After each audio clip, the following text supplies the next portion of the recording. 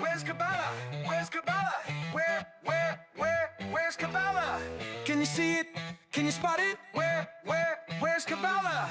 Symbols hiding in the world, wisdom shining through. Where's Kaabalah? Where's Kaabalah? Now it's up to you. A harmonious salutation to you. Welcome to another Where's Kaabalah.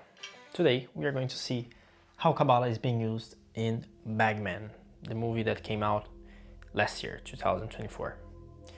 Now, as it should be clear now, I'm going to spoil the movie. So if you didn't watch it and you care about spoilers, just make sure to click away. Otherwise, I'm going to tell the whole plot. And being an horror movie, sometimes people they get a little bit upset with how the movie goes, or any movie for that matter. But the nice thing to know about Kaabalah is that you can watch anything and not be bothered about the plot being good or not, because you are just looking for the symbols and looking for the connections. And that's actually much more exciting than the movie, because you know all the stories are recycled anyway. It's just a bunch of gibberish, characters with other names and so on. But let's go to the Bagman. The plot is very simple. They reused the story of a lot of different cultures, that there's this idea of a bagman or sackman that goes and gets all the naughty children that are around. Okay, so parents would use this story in the real life. They use this story to make sure you don't go away, you don't do naughty things as a kid, okay?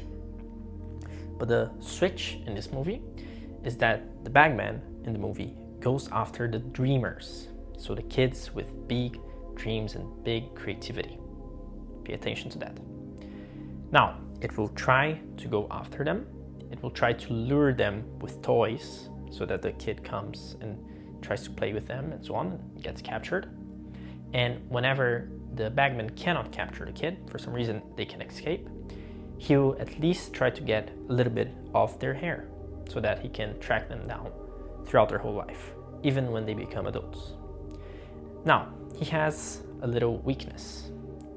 Usually, those dreamer kids have something that they love more than anything else, something that truly makes them be safe and so on, that they attach themselves to.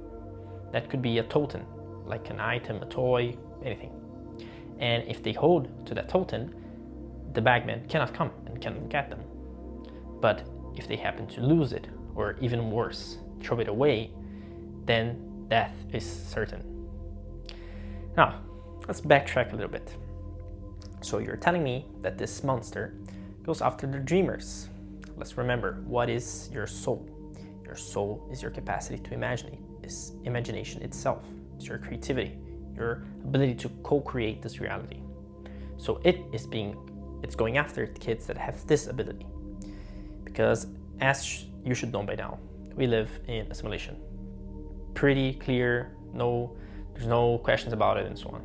And in this simulation, logic prevails. So logic makes you stuck here. If you cannot use the symbols of your mind, if you don't understand the technology of your soul, which is the Kaabalah, you're just gonna keep being stuck here. So since the game managers, let's say, they wanna keep the game fun so that you don't go away, they don't like people who use their imagination a lot, right? Because otherwise, in a step, you're getting out. So the bagman, very similarly, goes after the kids who are dreamers. And he tries to lure them with toys, which are the temptations, right?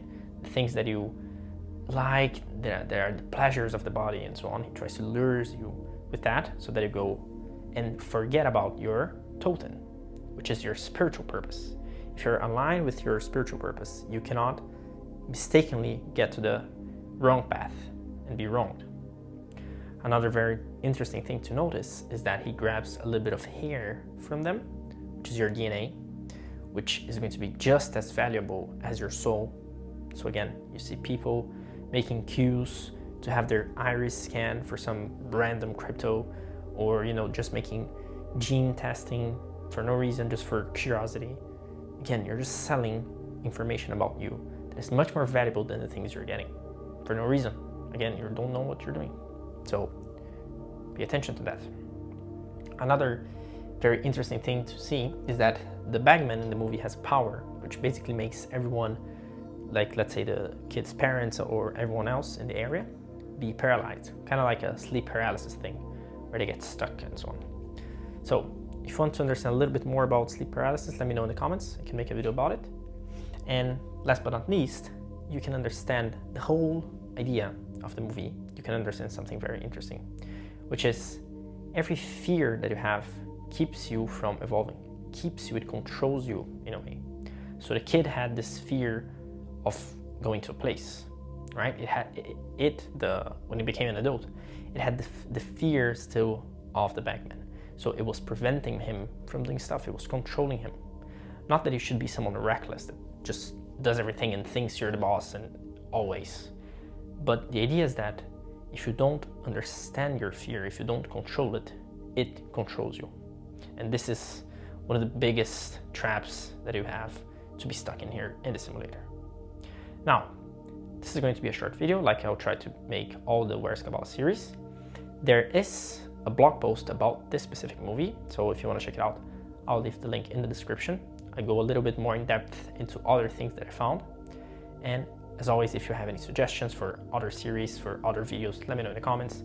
If you like this, make sure to subscribe, make sure to leave a like, make sure to comment that you liked, let me know so I can keep doing those. I really appreciate you staying until the end, and I see you next.